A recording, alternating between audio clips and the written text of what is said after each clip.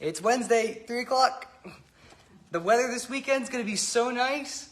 Sunny all weekend. We're having live music Thursday, Friday, Saturday, Sunday, the whole week. Randy told me that he wanted me to do this week's Wednesday talk, and I'm doing it on first impressions.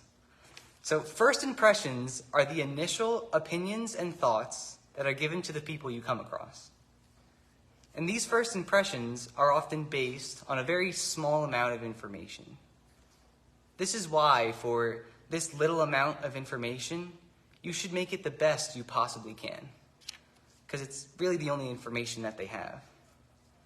A good first impression is like wrapping paper on a gift. It's bright and colorful, it draws your attention and excites you. This colorful wrap leaves you wanting to unwrap the rest of the present. But imagine a gift that's wrapped in wet newspaper. It's a bad first impression. Not only will it look dull and plain, but the wet newspaper may damage what's inside. So let me ask you, would you prefer the first impression of bright and colorful wrap or wet newspaper? I think you know which one I would choose. First impressions don't have to be the first time you meet someone, though, and then that's it. It may be the first impression you have for that day. A good example of this is when you go to your family's house for the holidays. Your first impression of that day is when you greet them with a nice hello, a hug, and a sincere smile, because you haven't seen them in a while. But what if you walked in the door and you just didn't say anything? You would think, what happened, right? Their impression of you for that day would be shifted. Even though you've met plenty of times, your first impression in that day has affected how someone views you.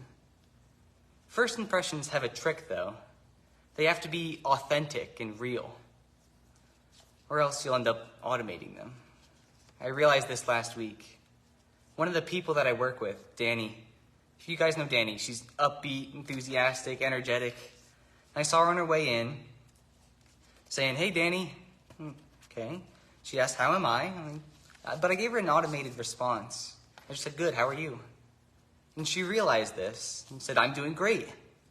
I thought, wow, I gave her an automated response and she just one-upped me.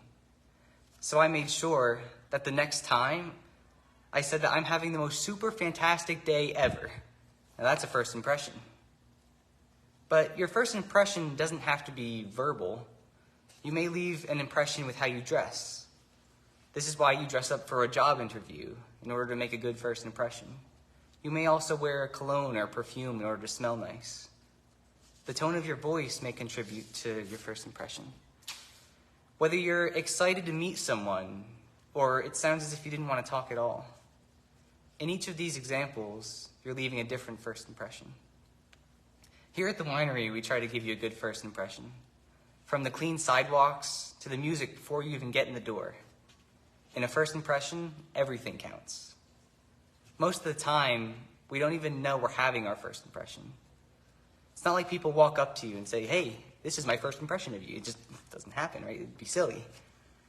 Your first impression may just be walking up to someone, seeing what they're wearing.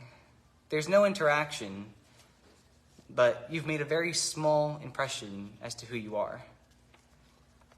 This is why you must make sure you're always being the most authentic version of yourself. One way to practice this is when you walk up or down a staircase or through a door frame, you adjust your posture.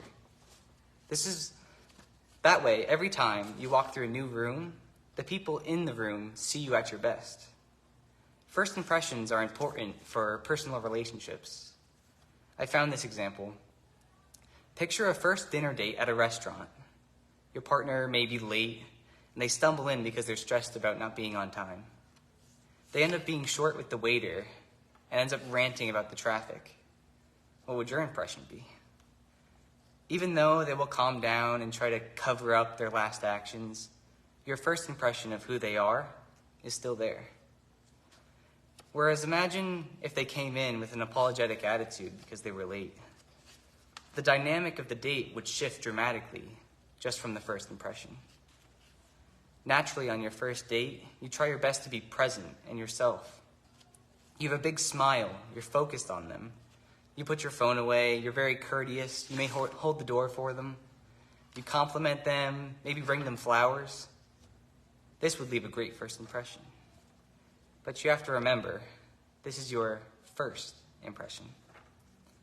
You'll have plenty of impressions on your partner throughout your life. We should make sure that in relationships, we are treating our partners like it's the first time you're meeting them. Too many people fall victim to being automated because they feel like they know their partner so well that they don't think of a new response. But let me tell you, it is really hard to turn the page when you know that your favorite character isn't going to be in the next chapter. But imagine a world if we make sure that each impression we have on others is like our first impression. Thanks, guys. That's everything. Join us this weekend. It's going to be great. I'll see you soon. Bye.